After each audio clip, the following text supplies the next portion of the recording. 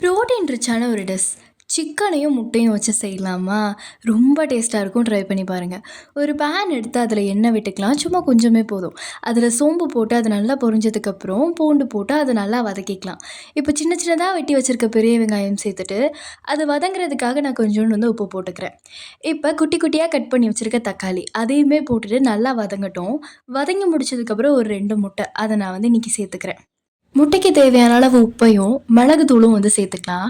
நீங்க எண்ணெய் விட்டு கூட நீங்க இத பெரட்டலாம். நான் எடுத்துருக்கிறது இன்னைக்கு நான்ஸ்டிக் தான் அப்படிங்கிறதுனால, நான் அப்படியே பெரட்டிக்கிறேன் முட்டைய.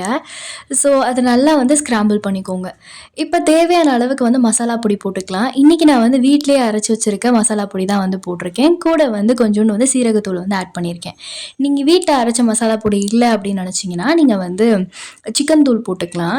இன்னைக்கு ஆல்ரெடி செஞ்சு வச்சிருந்த சிக்கன் குழம்புல இருந்து சிக்கன் தான் இன்னைக்கு நான் ஆட் பண்ணியிருக்கேன்.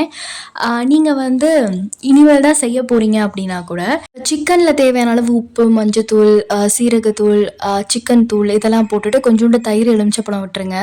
விட்டுட்டு ஒரு 10 நிமிஷம் ஊறினதுக்கப்புறம் ஒரு தவா எடுத்து அதில் எண்ணெய் லைட்டாக விட்டுட்டு அதில் இந்த சிக்கனை போட்டு நல்லா ஒரு 5 நிமிஷத்துக்கு வதக்கிட்டு மூடி வச்சு 5 நிமிஷம் வதக்குங்க. அது மாதிரி நீங்கள் வெறுதா வதக்குனீங்கனாலே சிக்கன் என்னவாயிரும்னா நல்லா வெந்து வந்துடும். அதுக்கப்புறம் அந்த சிக்கனை நீங்கள் இதில் ஆட் பண்ணியும் செய்யலாம்.